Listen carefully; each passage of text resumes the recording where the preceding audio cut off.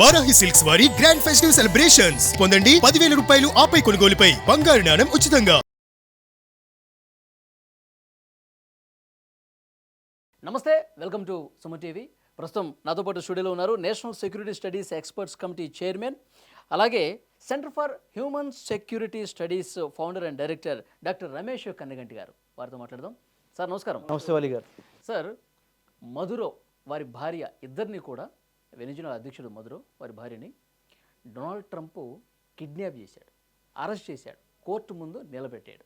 అంటే దీని వెనకాల ఉన్నటువంటి ఆయన డ్రగ్స్ ఏదో తీసుకొస్తున్నాడని చెప్పి పైకి చెప్తున్నా కానీ వెనకాల ఉన్నది కథ వేరు అని చెప్తున్నారు. సో ఏం చెప్తారు సార్ మీరు? 100% డొనాల్డ్ ట్రంప్ ఒక ఒక దేశ అధ్యక్షుడై ఉండి వేరే దేశ అధ్యక్షుడిని proper due process of law అంటారు ఇంగ్లీష్లో.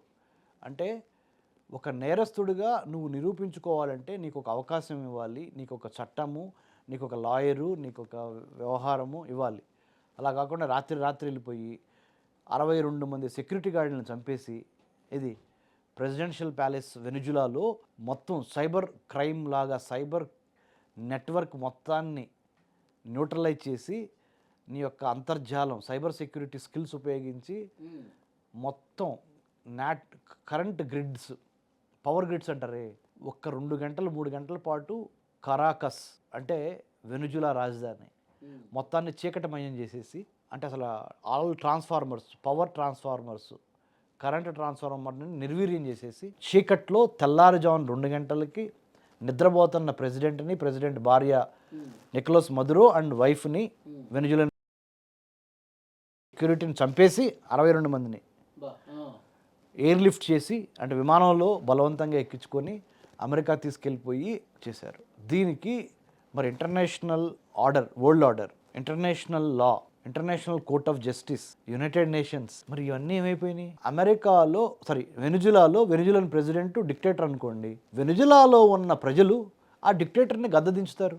అపోజిషన్ పార్టీ ఉంటుంది, పవర్లో ఉన్న పార్టీని కింద దించాలి. అది వాళ్ళు అంతర్గత సమస్యగా వాళ్ళు చూసుకోవాలి. కానీ అమెరికన్ ప్రెసిడెంట్ ఎందుకు చేశాడు అంటే, మీరు అడిగారు రీజన్ ఏంటండి అని.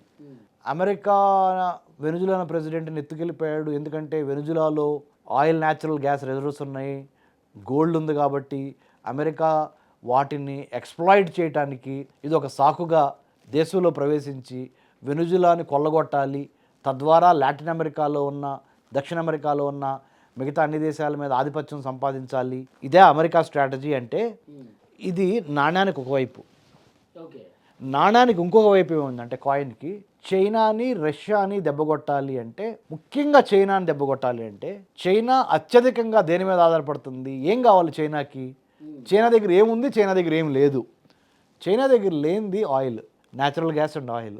ఎప్పుడు చూసినా అది ఇంపోర్ట్ చేసుకుంటానే ఉంటుంది, దిగుమతి చేసుకుంటుంది చైనా. సౌదీ అరేబియా నుంచి కానీ, ఇరాక్ నుంచి కానీ, ఇరాన్ నుంచి కానీ, ఇప్పుడు వెనిజులా నుంచి కానీ, పెద్ద స్థాయిలో రష్యా నుంచి కానీ పెద్ద స్థాయిలో చైనా దిగుమతి చేసుకుంటుంది.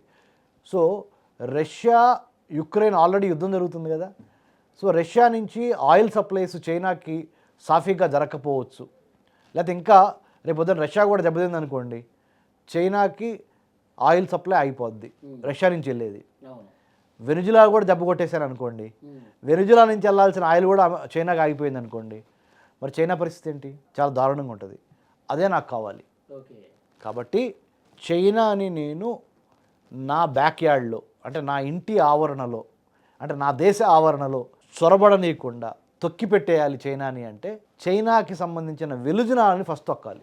ఎందుకంటే చైనా యొక్క పెట్టుబడులు ఈ రోజున దక్షిణ అమెరికాలో అత్యధికంగా ఉన్నాయి. అర్జెంటీనా కానీ, బ్రెజిల్ కానీ, చిలీ కానీ, వెనిజులా కానీ, కొలంబియా కానీ, ఈ దేశాల్లో అత్యధిక పెట్టుబడులు అమెరికా ఉన్నాయా, చైనా ఉన్నాయా అంటే చైనా ఉన్నాయి. చైనా చాప కింద నీరులాగా అమెరికా కింద ఉన్న దక్షిణ అమెరికా ఖండంలోకి, ఆసియా ఖండంలో ఉన్న China ప్రవేశిస్తున్నది. China is trying to penetrate in to the south American continent which is very close to the north American continent of United States of America. So Donald Trump felt make America great again అనే నిదానంతో నేను president అయ్యాను. అమెరికాని మళ్ళీ అగ్రరాజ్య స్థాయికి తీసుకెళ్తాను, తారాస్థాయికి తీసుకెళ్తాను అమెరికాని అనే నినాదంతో అమెరికా యొక్క సిటిజన్స్ మనసు గెలుచుకొని నువ్వు అమెరికన్ ప్రెసిడెంట్ అయ్యావు కదా, అంటే అయ్యాడు కదా ట్రంప్. ట్రంప్ అదే ఇప్పుడు నేను ఇంకొకసారి ప్రెసిడెంట్ అవ్వలేను జీవితంలో, అయిపోయింది, ఇది 2వ టర్మ్, ఏం చేసినా ఇప్పుడే చేయాలి. ఏది చేసినప్పుడు చేయాలి, ఇంకా ఈయనకున్న సమయం లేదు మిత్రమా, యుద్ధమా, ఇంకో 3 years ఉంది అంతే. అంతే. 3 yearsలో కూడా major decisions తెచ్చుకోగలిగింది 2.5 years. Last 6 months వస్తాయే అంతే ఎలక్షన్ మోడ్. అది ఎలక్షన్ మోడ్కి వెళ్ళిపోద్ది. సో అక్షరాల ట్రంప్ చేతిలో అతని జీవితంలో ఉన్న రోజులు యాజ్ అమెరికన్ ప్రెసిడెంట్గా 1000 days. ఏం చేసినా ఈ 1000 days, Donald Trump and his last 1000 days, okay you can name this. So he has to do everything what ever he has. Sir నాకు ఒక డౌటు, ఇప్పుడు ఆయన డ్రగ్స్ పైకి మాత్రమే చెప్తా ఉన్నాడు, ఇతను పెద్ద ఎత్తున డ్రగ్స్ మా దేశంలోకి పంపిస్తూ ఉన్నాడు, మేము ఎంత చెప్పినా వినట్లేదు కాబట్టి ఈ చర్య తీసుకోవాల్సి వచ్చిందని.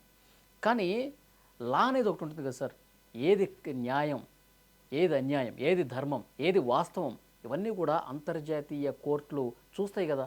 దీన్ని రుజువు చేయాల్సినటువంటి పరిస్థితి కూడా ఉంది కదా. ట్రంప్ చెప్పిందే వేదం కాదు కదా, ఆయన ఎంత పెద్దనైతే మాత్రం, అగ్రరాజ్యం అయితే మాత్రం ఆయన చెప్పిందే వాస్తవం కాకపోవచ్చు. మరి ఈ కోర్టుల్లో వాస్తవాలు ఏదో రోజు వెలుగులోకి వస్తాయి.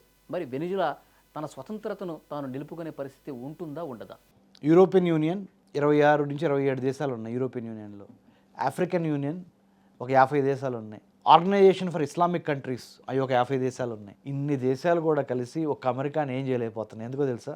అమెరికా అన్ని రకాలుగా, మీరు వరల్డ్ బ్యాంక్ తీసుకోండి, IMF తీసుకోండి, యునైటెడ్ నేషన్స్ తీసుకోండి, నార్త్ అట్లాంటిక్ ట్రీటీ ఆర్గనైజేషన్ తీసుకోండి, ఎంత పెద్ద ఇంటర్నేషనల్ ఆర్గనైజేషన్ తీసుకున్నా అందుట్లో అమెరికా యొక్క ఆర్థిక శక్తి, టెక్నాలజీ శక్తి 2 అపరిమితంగా ఉన్నాయి.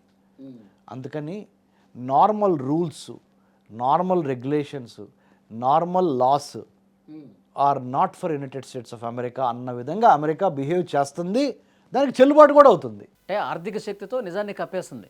ఆర్థిక శక్తితో, దౌత్య శక్తితో, డిప్లొమాటిక్ శక్తితో, ఆర్థిక శక్తి, దౌత్య శక్తి, మీడియా శక్తి, రైట్, మిలిటరీ శక్తి, సైబర్ సెక్యూరిటీ శక్తి, navy, coast guard, air force, అది మిలిటరీ అనండి, డిఫెన్స్ అనండి, ఇవన్నీ కలిపి, స్పేస్ అంటే సముద్రపు అంతర్భాగం నుంచి, పాతాళం నుంచి ఆకాశం వరకు అమెరికా తనదైన ఒక వ్యూహాన్ని రచించి, ఆ వ్యూహ రచనలో భాగంగా బలహీనులకి కోర్టులు, న్యాయాలు, చట్టాలు, బలవంతులకి ఇవి చెల్లవు అని ఇండైరెక్ట్గా, డైరెక్ట్గా అమెరికా యొక్క యాక్షన్స్లో మనకు కనపడుతుంది. ఓకే, ఇప్పుడు వెనిజులా కొత్త ప్రెసిడెంట్ కూడా ఆయన చెప్పినట్టు నడుచుకోవాల్సిందేనా?